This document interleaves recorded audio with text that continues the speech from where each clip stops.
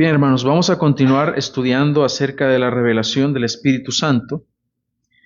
Y en esta ocasión vamos a hablar acerca de el Espíritu Santo y su relación con las demás personas divinas.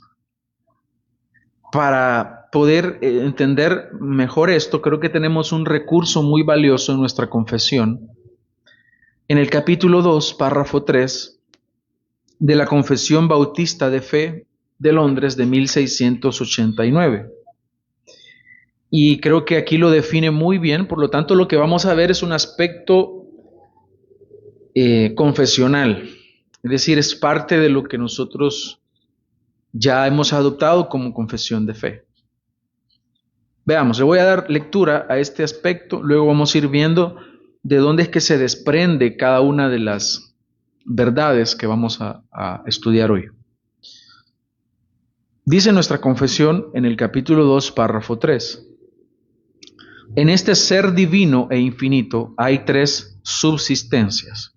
Cuando usted lea subsistencia, en los temas trinitarios se refiere a cada una de las personas. Es como que aquí podría decir, hay tres personas, pero teológicamente se entiende como una subsistencia. Jesús, el Hijo de Dios, es una subsistencia. El Padre es otra subsistencia. El Espíritu Santo es otra subsistencia. Entonces, en este ser, porque es un solo Dios, ¿cuántos dioses hay? Uno, el vivo y el verdadero, es el único Dios. Pero este Dios verdadero, tenemos que ver que este ser divino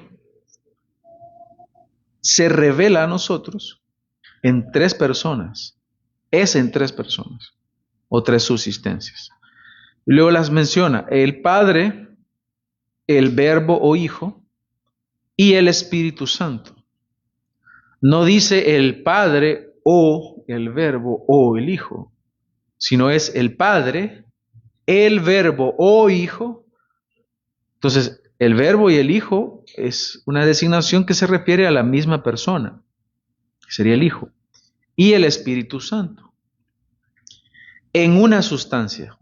Entonces, ¿cuántas subsistencias hay? Tres. ¿Cuántas sustancias hay? Una. Es la misma sustancia. No, el Padre no es más Dios que el Hijo, ni el Hijo es más Dios que el Espíritu Santo. Es exactamente la misma sustancia. Por eso mismo es que continúa diciendo, de una sola sustancia, poder y eternidad. Eso se lo está atribuyendo a las tres subsistencias que está mencionando, que es el Padre, el Hijo y el Espíritu Santo. Teniendo cada uno toda la esencia divina. Entonces ahora lo especifica que cada uno posee la misma esencia divina. ¿Qué quiere decir? Que cada una de estas personas o subsistencias es Dios. No hay tres dioses. Y eso es lo que el unicitario no entiende. Nosotros no creemos en tres dioses. El Espíritu Santo no es un Dios aparte del Hijo. Son subsistencias y son personas, pero creemos en un solo Dios, el vivo y verdadero. Pero la esencia indivisa es exactamente lo mismo. Cuando a esta parte que usted lee acá, pero la esencia indivisa, es lo que se refiere el Hijo. Cuando el Hijo dice, el Padre y yo somos uno, no está diciendo, yo soy el Padre, sino dice, en otra parte dice, tú en mí. Si usted utiliza la expresión tú, ¿se está refiriendo a usted? No, se está refiriendo a otra persona. Y cuando utiliza la expresión en mí, él está hablando de él como persona. Ahora, nos vamos a enfocar en esto que viene a continuación.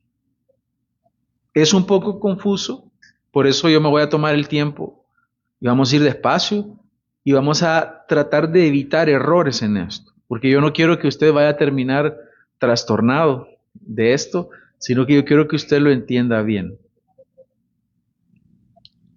Vea, Dice, el Padre no es de nadie, ni por generación, ni por procesión.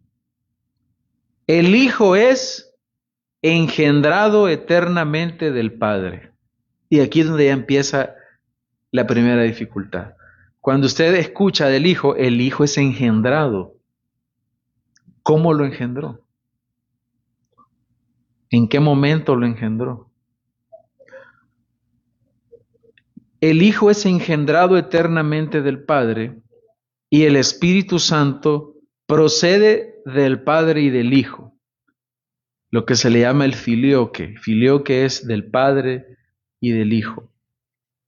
Todos ellos, vea cómo se expresa, todos ellos como que si fuera diferentes dioses, pero es un solo Dios. Todos ellos, porque ahí se está refiriendo a las subsistencias, las tres personas, son infinitos. Y ahora va a describir estas características importantes de Dios. Y yo le voy a pedir algo. ¿Cómo usted puede hallar un aprovechamiento espiritual hoy en este momento respecto a esto? Bueno, yo esperaría que usted entienda algo. Yo lo decía en la oración. Tenemos que admirarnos del Dios que nosotros tenemos. Yo espero que usted lo vea ahora con los ojos de la fe, magnificado, excelso, digno de toda la gloria. Y usted diga, ese Dios que no se parece en nada a mí, no es como yo soy pecador, Él es santo, santo, santo. Ese Dios es mi Dios, el Dios vivo y verdadero. Entonces dice, son infinitos, sin principio, y por lo tanto son un solo Dios, que no ha de ser dividido en naturaleza y ser, sino distinguido. Es diferente decir lo divido a decir lo distingo. Las personas no son divisiones, por eso se habla anteriormente la esencia indivisa. No estamos dividiendo al Dios. Vamos a poner una unidad, el Dios, y lo vamos a partir en tres. No es indiviso, es indiviso. Entonces, dice, no ha de ser dividido en naturaleza y ser, sino distinguido por varias propiedades relativas, peculiares y relaciones personales. ¿De qué está hablando aquí?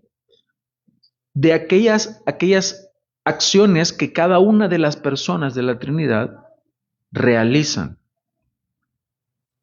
¿De dónde procede el Espíritu Santo? Del Padre y del Hijo. ¿Quién murió en la cruz? El Hijo. ¿Quién envió al Hijo? ¿Quién engendró al Padre? ¿Quién engendró al Padre, hermanos? Nadie, usted tiene que decir nadie. Aquí hemos leído. El Padre no es de nadie. Ahora, ya vamos a hablar de qué significa eso. ¿Cómo es que el Padre engendró al Hijo? Entonces, continúa diciendo, dicha doctrina de la Trinidad es el fundamento de toda nuestra comunión con Dios y nuestra consoladora dependencia de Él. Aquí entonces el asunto que pasa de ser un aspecto teológico pasa a ser un aspecto práctico y relacional entre usted y ese Dios del que se está hablando. Usted se relaciona con ese Dios. Ese Dios es el que nos ha salvado. Ese Dios es el creador de todo lo que existe. Ese Dios es el Dios vivo y verdadero. Ese es el Dios nuestro, a quien nosotros adoramos, en quien nosotros creemos. No está hablando de Shiva, no está hablando de Confucio, no está hablando de Mahoma, no está hablando de cualquier persona a quienes se le atribuyan aspectos de la divinidad, ni los millones de dioses que tienen los hindúes, ni los miles de santos que tienen los católicos romanos. Está hablando del Dios verdadero.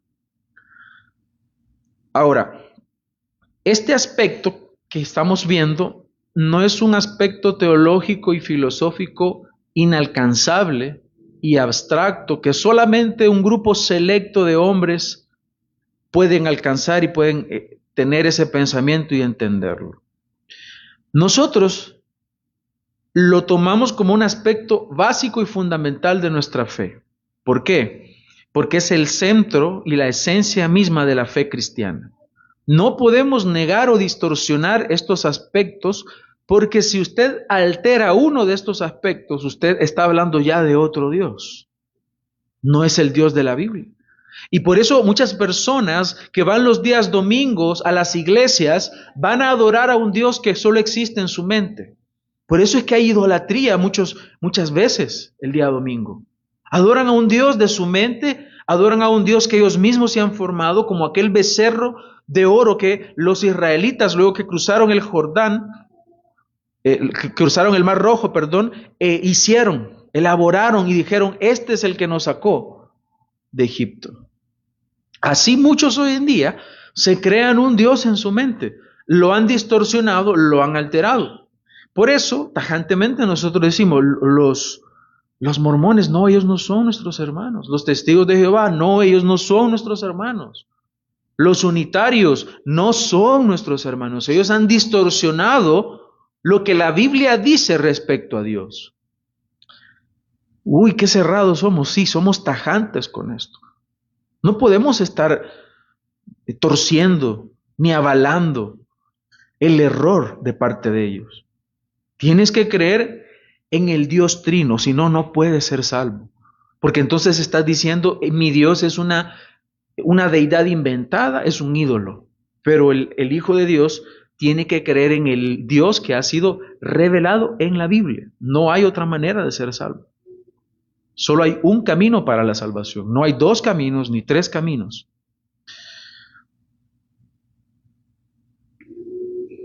Entonces, vamos a ver unos aspectos trinitarios, que esto se ve, si yo voy a hablar del Padre, hablo de aspectos trinitarios. Si yo voy a hablar del Hijo, necesariamente tengo que hablar de aspectos trinitarios. Hoy, como estamos hablando del Espíritu Santo, necesariamente tenemos que hablar de aspectos trinitarios. Voy a tratar de ser escueto y directo en mi razonamiento para llegar a la parte que nos interesa. No es que esto no nos interese, sino que porque el tema es el Espíritu Santo y su relación con las demás personas. Pero al entender cómo el Padre se relaciona con el Hijo, yo voy a también entender cómo el Espíritu Santo se relaciona con el Padre y con el Hijo. Entonces, el tema es el Espíritu Santo y su relación con las demás personas, pero empecemos hablando de cómo es la relación intratrinitaria.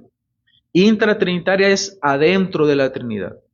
Como son personas, las personas que hacen se relacionan. Esa es una característica que también está dentro de la Trinidad. El Padre se relaciona con el Hijo y con el Espíritu Santo.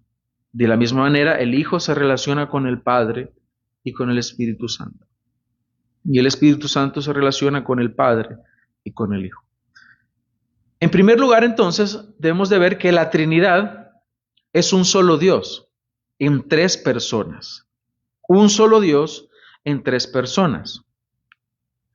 El ya conocido Shema, en Deuteronomio 6:4, dice, Oye Israel, el Señor vuestro Dios, el Señor uno es.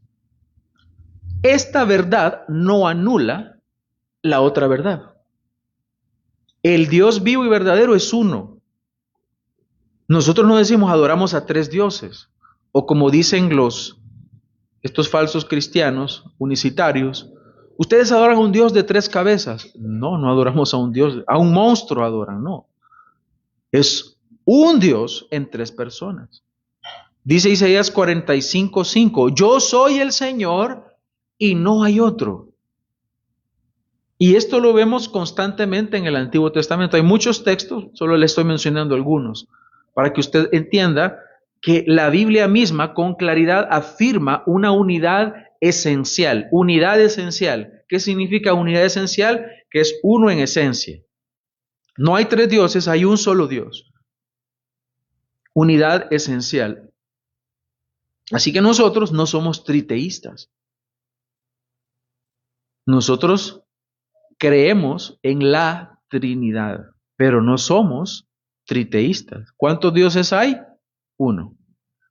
En segundo lugar, entonces ya vimos que adoramos a un solo Dios. No hay tres dioses, ni dos, sino uno. Ahora, en segundo lugar, existe una distinción personal dentro de la deidad, dentro de la Trinidad de la cual estamos hablando, aunque es un solo Dios en esencia, que sí hay distinción. Hablar de distinción no es que estamos dividiendo, tenemos a un Dios y partámoslo en tres, vaya, ya tienes tu Trinidad. No, no se divide, es una sola esencia. La esencia es indivisa, la esencia es indivisa, la esencia es indivisa. Pero sí se distinguen. ¿Cómo se distinguen? En la palabra de Dios. Yo le voy a animar a que haga un ejercicio. Tome algún texto del Nuevo Testamento.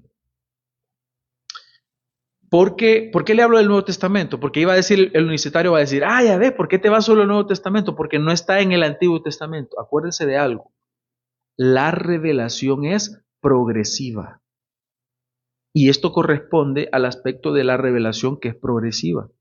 ¿Por qué usted no va a encontrar la Trinidad directamente? Por ejemplo, cuando el Señor dice, hagamos al hombre a nuestra imagen y semejanza. Cuando fue la Torre de Babel, dice, descendamos. Pero escuché algo. Aunque yo puedo tomar como referencias del Antiguo Testamento, o veterotestamentaria significa del Antiguo Testamento, aunque yo pueda tomar eso como referencia, no me define la Trinidad ahí. ¿Por qué? Porque el Señor en ese momento no está revelando ese aspecto trinitario en el Antiguo Testamento. Como la revelación es progresiva, nosotros encontramos mayor claridad en el Nuevo Testamento. Por eso hay a peso el Nuevo Testamento para la definición y el entendimiento de la doctrina trinitaria. Por ejemplo, vamos al Nuevo Testamento, Mateo 3, 16 al 17, que nos habla acerca del bautismo de Jesús. ¿Quién es bautizado? El Hijo. ¿Quién desciende sobre el Hijo? El Espíritu Santo. ¿De quién fue la voz que se escuchó? Del Padre. ¿Cuál es el desafío que yo le hago?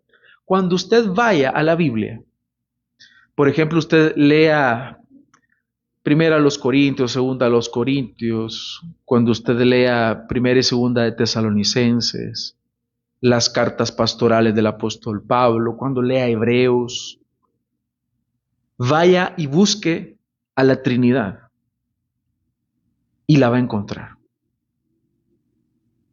No encontramos una definición de diccionario en cuanto a la Trinidad. No encontramos en la palabra de Dios, y esta es la Trinidad.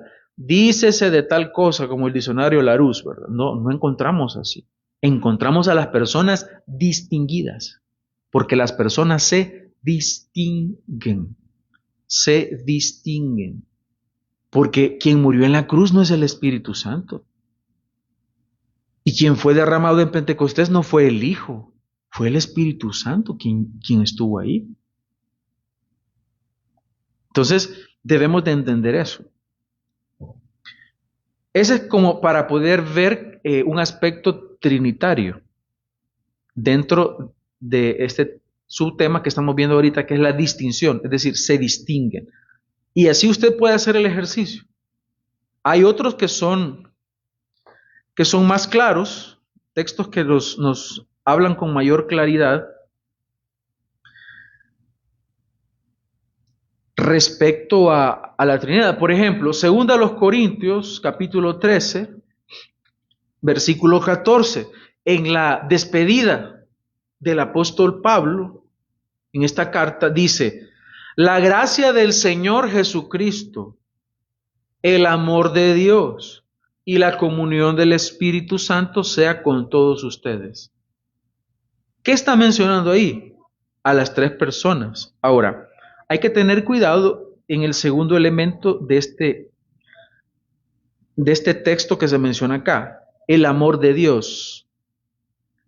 Yo debo de ver que en la Biblia, en el Nuevo Testamento, encontramos, y principalmente lo vamos a ver en el apóstol Pablo, una de las características que tiene el apóstol Pablo cuando se dirige al Padre es que le llama Dios. Pero eso no está diciendo que Jesús no es Dios. Tenemos un solo Dios. Por ejemplo, ¿por qué es que yo le hablo en este sentido?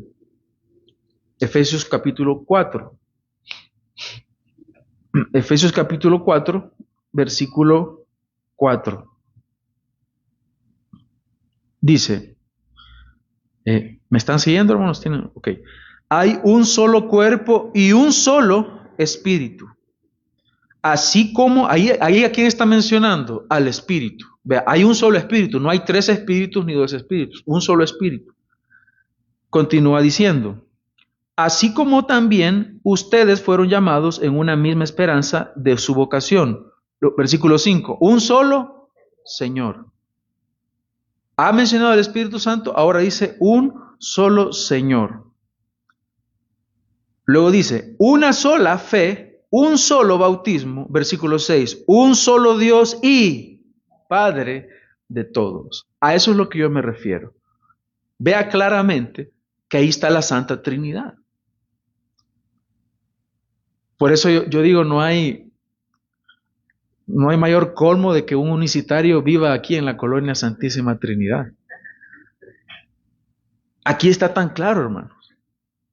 Está tan claro, pero vea a lo que yo me refiero. Por eso es que yo le digo con toda libertad, allá en 2 Corintios 13, 14, cuando dice el amor de Dios, ahí se refiere al Padre, porque aquí en Efesios 4, versículo 6 dice, un solo Dios y Padre de todos, que está sobre todos, por todos y en todos. ¿Qué es lo que le quiero decir? Aquí estamos viendo la Trinidad. Si nos vamos a 2 Corintios 13, 14, también vemos la Trinidad. Entonces cuando dice la gracia del Señor Jesucristo, porque a Jesucristo Él se expresa como Señor, el Kurios en el griego. Y aquí está hablando del amor de Dios. ¿A quién se refiere? Al Padre, porque así lo escribe y así lo trata y así lo distingue el apóstol Pablo. Por lo tanto, aquí el unicitario no puede decir, no, ahí está hablando de lo mismo. No, Señor, no está hablando de lo mismo. Está distinguiendo. Dice, la gracia del Señor Jesucristo, el amor de Dios, le da un aspecto propio a cada uno. ¿Qué es lo que quiere que usted disfrute en esta relación trinitaria? Bueno, la gracia del Señor Jesucristo, porque la gracia de Jesucristo se ha manifestado a todos los hombres, salvando y perdonando. El amor de Dios, porque de tal manera amó Dios al mundo que dio. Ahí cuando dice amó Dios, ¿a quién se refiere? Al Padre. El Padre envió al Hijo. Y la comunión del Espíritu Santo sea con todos ustedes. ¿Qué es lo que Él quiere? Que estemos en comunión con el Espíritu Santo. Porque cuando yo estoy en comunión con el Espíritu Santo, estoy en comunión con el Hijo y estoy en comunión con el Padre. Entonces, se distinguen evidentemente las personas. Esto destruye el modalismo. El modalismo es cuando una persona tiene aquella falsa creencia de decir, en un momento lo vemos como Padre, en otro momento lo vemos como Hijo y en otro momento lo vemos como el Espíritu Santo, pero es lo mismo. No, no es lo mismo. Son las personas que se distinguen. Por eso claramente quien nació, quien fue concebido por obra del Espíritu Santo en el vientre de la Virgen María, fue la segunda persona de la Trinidad, quien tomó un cuerpo como el nuestro. Y él nació y quien murió en la cruz fue el Hijo, no fue el Espíritu Santo. Entonces, se distinguen las personas. Por eso mismo, debemos entender entonces que el Espíritu Santo es esa tercera persona de la Trinidad, pero cuando hablamos de tercera persona, nosotros no pensamos, es el menos importante. Como a veces sucede en la familia, el tercer hijo, o el o en una empresa, por ejemplo. Está el jefe, el mero mero, el dueño, y luego está un subdirector, y luego está un gerente, el tercero. No tenemos que verlo en esa manera, jerárquica. No lo vea jerárquico. Es la tercera persona porque son tres. Y así lo vemos manifestado en la revelación. Entonces, el Espíritu Santo es esa tercera persona de quien estamos hablando. El Espíritu Santo, vamos ahora a Juan, lo vamos a encontrar, Juan capítulo 14, versículo 16. Usted va a hallar ahí claramente, dice, entonces yo rogaré al Padre. ¿Quién está rogando? ¿A quién le va a rogar? ¿Qué le va a rogar? Yo rogaré al Padre y Él les dará otro consolador. ¿Ve ahí la Trinidad? Ahora ya no tiene dudas. Claramente está ahí, hermanos. Yo rogaré al Padre y Él les dará. Ese consolador es de quien estamos hablando, el Parácletos. También hay más aquí en este capítulo, usted lo va a ver más, pero también puede buscar el siguiente capítulo, el versículo 26. Dice, y cuando venga el Consolador, a quien yo enviaré del Padre, es decir, el Espíritu de verdad que procede del Padre, Él dará testimonio de mí. Hay una diferencia y de hecho, hubo una separación. Usted ha escuchado de la Iglesia Ortodoxa, que se supone, ¿verdad?, que los ortodoxos se dividieron de la catolicidad por uno de estos aspectos. Y es que ellos decían que el Espíritu Santo, perdón, procede solamente del Padre y no del Hijo. Pero en la formulación que nosotros creemos que es la correcta, por lo que usted lee acá, la formulación correcta es que el Espíritu Santo procede ¿de quién? Del Padre y del Hijo. Aquí vemos claramente, dice, yo enviaré del Padre. Él dice, yo enviaré. Es decir, el Espíritu de verdad. Aquí se le da esta designación, el Espíritu de verdad.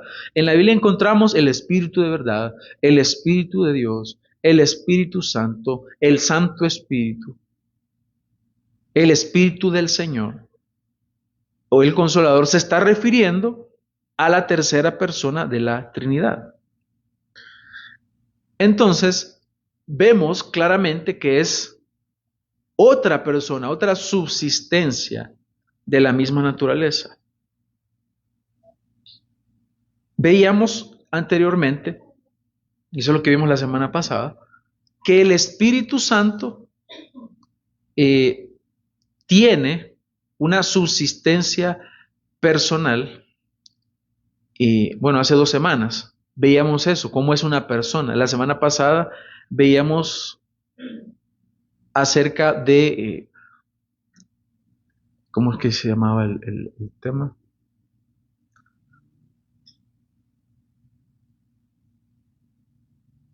Sin pasiones. Sí, que Dios es sin pasiones. Eso es lo que veíamos la semana anterior. Que es sin pasiones porque Él no piensa como nosotros, no siente como nosotros, sino actúa como nosotros. Y anteriormente a eso veíamos cómo la tercera persona de la Trinidad es una persona y veíamos por qué es una persona. Ahora, es una misma esencia, pero se distingue. El Espíritu Santo posee también atributos divinos. Hebreos 9:14, por ejemplo.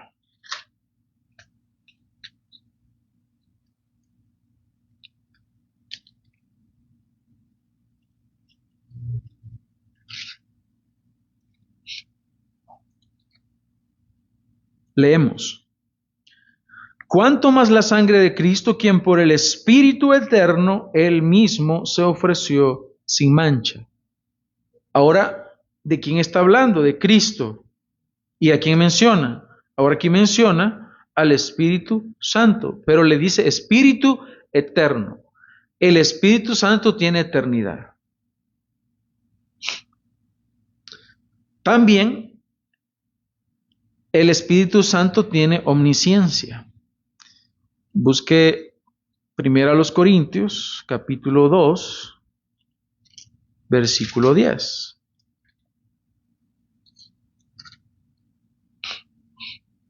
Dice de la siguiente manera: pero Dios nos la reveló por medio del Espíritu, porque el Espíritu todo lo escudriña, aún las profundidades de Dios.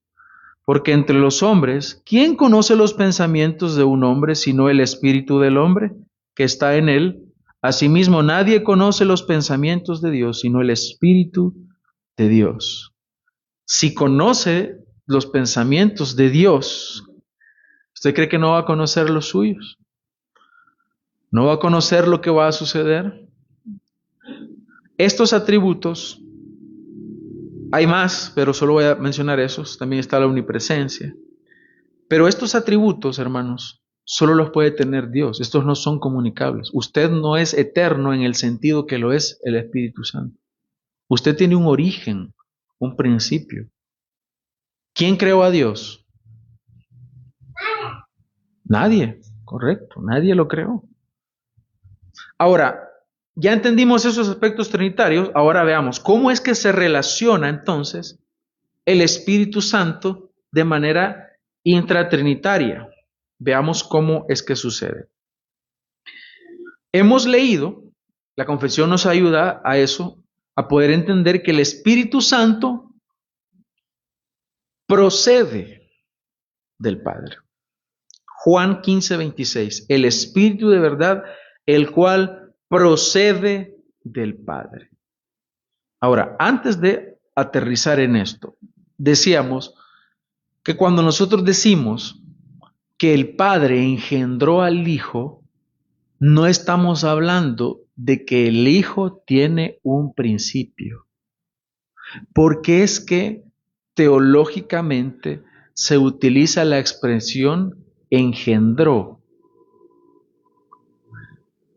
Se habla del engendramiento porque el Hijo, al ser Hijo, tiene una relación con el Padre. Y esa relación es eterna. Siempre ha sido el Hijo. Por eso hablamos, es engendrado eternamente. El Hijo no es el Hijo desde que encarnó. El Hijo siempre ha sido el Hijo. Entonces, cuando hablamos de estos aspectos de relaciones intratrinitarias, estamos hablando solo de la relación. ¿Cómo es que el Hijo se relaciona con el Padre? Por eso decimos que el Hijo fue engendrado eternamente por el Padre. ¿Cuándo es eternamente? La pregunta ya no cabe. Nosotros solo sabemos que el Padre es el Padre del Hijo. Y siempre ha sido así. No hay un solo momento en el cual el Padre no haya sido Padre. Siempre ha sido Padre. Entonces la relación se habla de que Él es engendrado. Ahora, ¿qué hay del Espíritu Santo? El Espíritu Santo procede del Padre, como ya veíamos. Procede del Padre y procede del Hijo. Esto se conoce como expiración. Expiración. Es esa relación que existe del Espíritu, por eso se llama expiración, del Espíritu con el Padre y con el Hijo. Por eso, nuevamente, el Padre no es de nadie, dice la confesión. No es de nadie en el sentido que Él no es engendrado por nadie.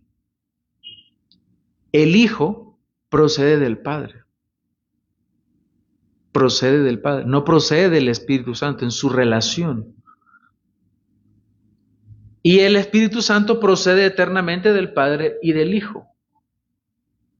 ¿Cómo podemos explicar entonces esta relación sin caer en el típico error? ¿Cuál es el típico error? O sea que el Padre fabricó o el Padre creó al Hijo. Sáquese eso de la cabeza. No estamos hablando de eso, sino que estamos hablando de cómo se relacionan. Es de relación. Ahora, voy a tomar un ejemplo que yo espero que no me lo tome por el otro lado de un error, porque precisamente lo que yo quiero tomar es una parte del ejemplo que le voy a dar. Yo me relaciono con mi esposa como esposo, pero me relaciono con mis hijas como padre.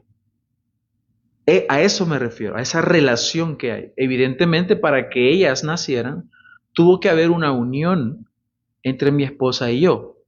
Mi esposa quedó embarazada, dio a luz a nuestras hijas. Pero nosotros no estamos hablando de eso. Estamos hablando, ¿qué aspecto estamos tomando? La relación, únicamente. La relación. Porque ya habíamos definido que cuando usted pregunta, ¿y quién creó a Dios? La pregunta está mal formulada. Decíamos, es un error de categoría. Por eso no debemos de pensar que es una creación, una fabricación o el engendramiento como en el sentido de los seres humanos. No, no es en ese sentido.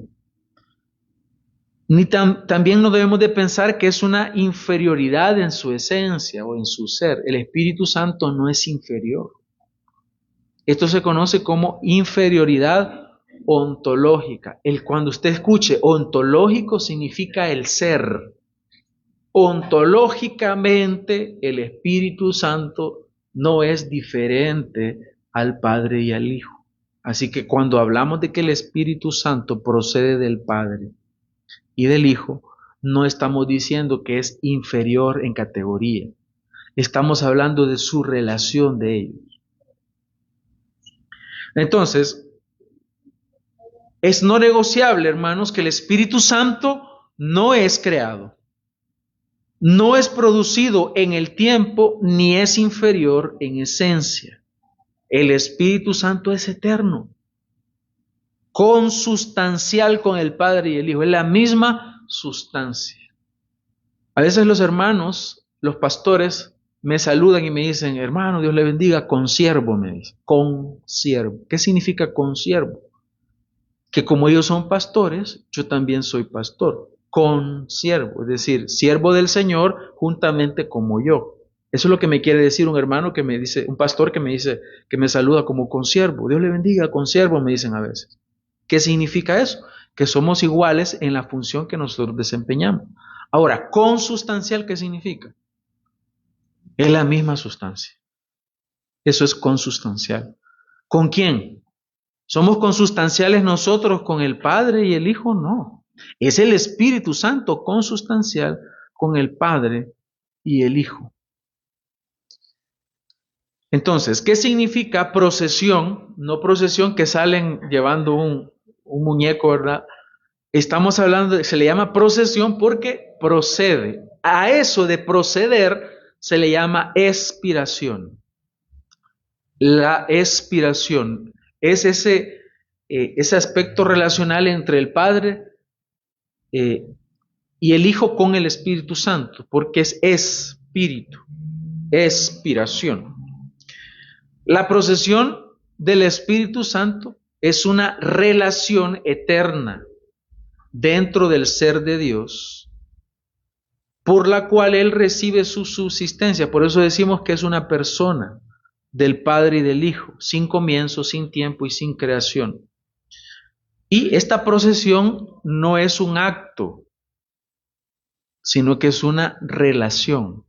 Si usted tiene en su cabeza que procesión, hay un momento en el cual el Padre y el Hijo crearon al Espíritu Santo, usted está cometiendo una gran herejía. De hecho, hoy en día hay un grupo por ahí de gente que dice que es cristiana, Hay un señor que es mexicano, que es de apellido Mesa, no me acuerdo el nombre. El asunto es que él dice que el Espíritu Santo es mujer. Y dice que el Padre y el Espíritu Santo crearon al Hijo, y por eso es el Hijo. Entonces vea las cosas que se encuentra uno hoy en día y que se llaman cristianos. Hay que tener cuidado. Jonathan Mesa se llama. Tenga cuidado con ese hereje. Jonathan Mesa. Es de pelo largo, es mexicano. Ellos tienen un movimiento. Aparte de eso, él dice que él es como Jesús. Entonces la gente está creyendo en él como Jesús. Entonces están locos, desvaríos enormes los que escuchamos hoy en día. Entonces, las analogías que usted tiene que evitar para ver esto es fabricación, producción, energía que emana, todo eso sáqueselo. O nacimiento. El Espíritu Santo no ha nacido ni ha sido engendrado como nosotros somos engendrados por la unión de. Estamos hablando de qué? De la relación eterna que el Espíritu Santo tiene con el Padre y el Hijo. Estamos hablando de relación, no estamos hablando de principio. Acuérdese que el Espíritu Santo es eterno, el Padre es eterno, siempre, en todo momento, siempre, siempre, siempre. El Padre ha sido el Padre, siempre, siempre, siempre el Hijo ha sido el Hijo y siempre, siempre, siempre el Espíritu Santo eternamente ha sido el Espíritu Santo.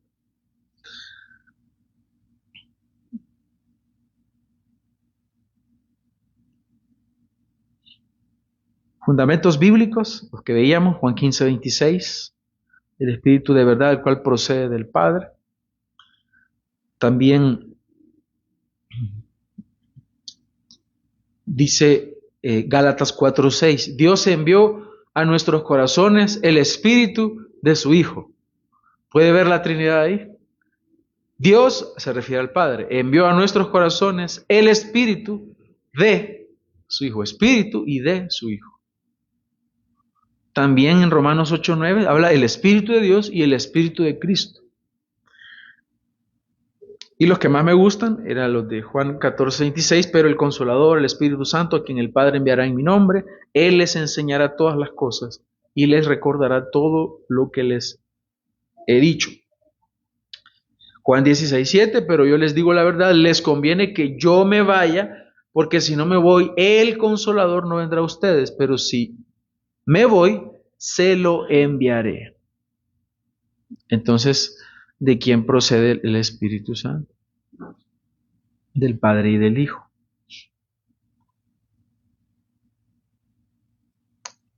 Finalizo entonces, hermanos, este aspecto. El Espíritu Santo no fue creado por el Padre ni por el Hijo. Él es Dios eterno.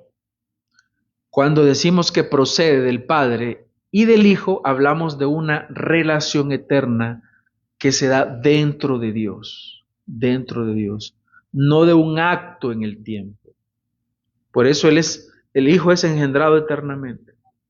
El Espíritu Santo procede eternamente del Padre y del Hijo. Así como el Hijo nunca comenzó a existir, tampoco el Espíritu Santo comenzó a existir. Esto ocurre dentro del ser de Dios.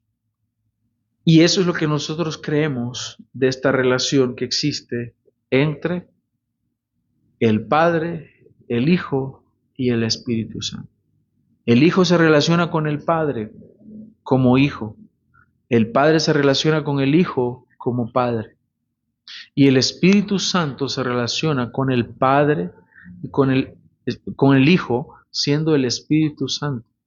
Y de ellos procede su subsistencia, o sea, su personalidad. Y eso es eternamente. Eternamente.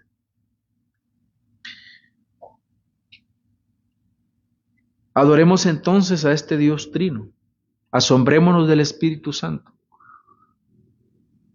Exaltemos al Dios trino que se revela en las Sagradas Escrituras como tres personas, pero que es un solo Dios. El Espíritu Santo es la tercera persona de la Trinidad. Es una confesión que nosotros hacemos, una declaración de fe que procede desde la palabra de Dios. La hemos asumido desde nuestra mente, la proclamamos y nos aferramos a ello. Por eso la iglesia vive, ora, adora y sirve dentro de la vida que procede del Dios Trino. Donde el Espíritu Santo es honrado como Dios, ahí Cristo es exaltado y el Padre es glorificado.